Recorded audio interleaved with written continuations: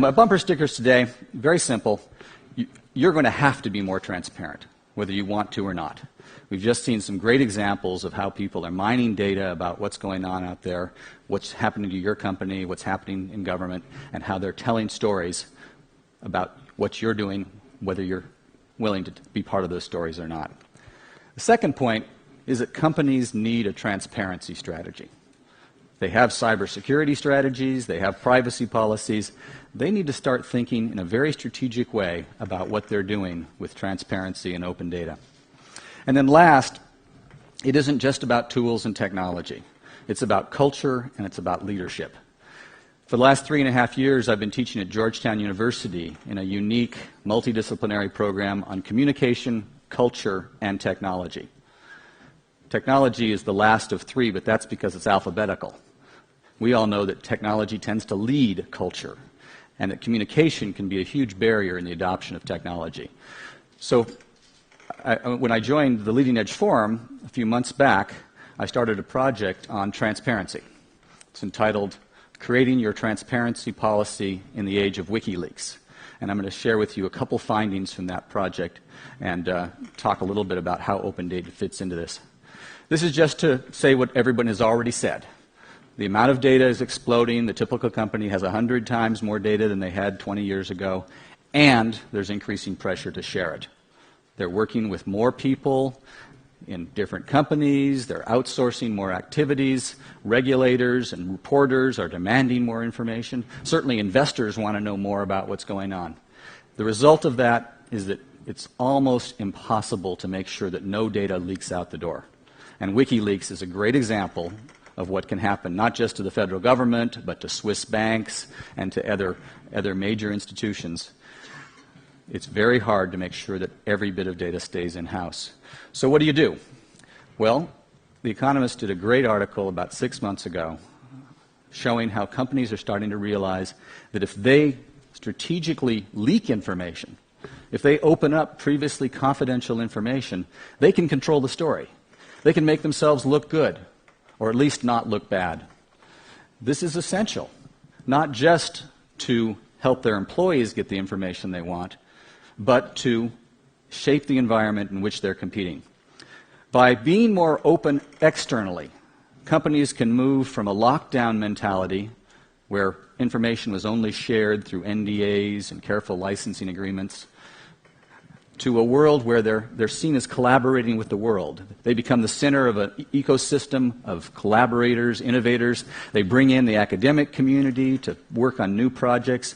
In my report, I walked through a whole list of examples from the Netflix Prize to some of the other projects that have been mentioned here, where companies have opened up the doors, let the data flow out, and the result has been publicity, new ideas, new partners, new investment. But the great thing about being open externally is it drives internal transparency as well. If employees know that sharing information with somebody in the next division won't result in them getting fired when it's leaked out the door because that information isn't that sensitive, if they understand what's okay to share and what's not, if there's a clear, coherent transparency strategy throughout the company, then that can foster internal communications. And this isn't just for companies. It's for government agencies, the intelligence community. It's even for academia, which isn't a particularly good example of transparency in some cases. So in the report, I talked through 9 different topics, starting with the traditional area of transparency, which doesn't involve big data. That is the CEO and the top executives talking to the world, and then going through all the other topics where companies are doing things, very exciting things, to share personnel data, to share research findings, to share customer data, sales data. And as I say, you can go through this in detail. I did yesterday, and some of you were here for that. I won't do it today. But the point here is that by being more open, you can build trust. And that, I think, is what we haven't talked enough about. By being more open, we can resolve what is a fundamental conflict between the consumer and the vendor. Consumers don't want to share data. Vendors want all the data they can get. Corey talked about the links that Facebook and other companies will go to get data from reluctant customers. I think the answer is pretty simple. If vendors want the information, that customers are reluctant to give, they're going to have to give information in return. We have to make this a two-dimensional problem. So we have to add a second variable, and that is transparency about the system. What are companies doing with the data that they collect? I call this mutually assured disclosure. Companies share the details of the data they collect and what they're doing with it, and they show the customer, in a very individualized way, what benefits they get from sharing that data.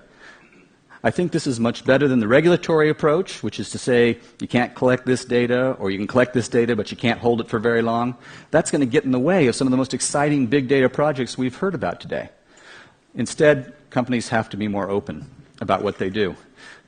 When you start talking about openness and sharing, you're not going to always just dump stuff on the web. This is a worksheet we've developed to think about the different communities you might share with and what you might want to get in return. Some cases you'll share it with the world. Other cases you want to know a lot about the person you're sharing with. You might even sign an NDA with them. Google is a great example of a company that has made transparency a priority. They have made several very bold statements about how transparency is a high priority. The interesting thing at Google is that's about half true. They're very transparent when it comes to what governments are doing to them in terms of censorship or requiring disclosure of personal records of Google customers. They're not very transparent about what they're doing in the research labs, what their personnel are working on. It's very hard to find where people work, or even if they work at Google. So it's a good example of where this company is going down that Chinese menu of 9 different topics and picking and choosing. And every company that generates lots of data is going to do that. There's going to be certain data they share, certain data they will never share. Nobody's going to be completely transparent. In my project, we looked at what determines how transparent a company will be. And the most important, overarching issue is whether the CEO and the board are on top of this, whether they think that transparency is an issue, whether they understand how open data can generate new revenue, new opportunities, more publicity, and help with recruiting. If that happens, if that door is open to the C-suite and they understand what you're all talking about, this is 10 times easier. A lot of other factors go into this. Obviously, if you're in an area where things are moving fast, there's a lot more interest in what you're doing. There's a lot more demand for transparency. Again, I won't go through all the factors. So just to summarize, my final bumper sticker, you have a security strategy, you have a privacy and compliance policy, you need a transparency strategy. You need a coherent way of talking about what you're doing in the larger context of transparency. If you can frame it that way, it becomes something that isn't just of interest to the data geeks or the marketing people or the research community. It's something that's fundamental to your company. And that, I think, is my bottom line message. The government's done pretty well here, both the UK government and the US government. When I was in the Clinton White House, our policy was put it on the web unless there's a good reason not to. And Obama's gone one step further and tried to put it out there in an open format. If you have that kind of top-level leadership, it gives permission to people to share. And that's, I think, again, my bottom line. I hope this is helpful, and I'm happy to talk to anybody about the report I'm working on, which will be out in a couple of weeks. I'm here today and most of tomorrow morning.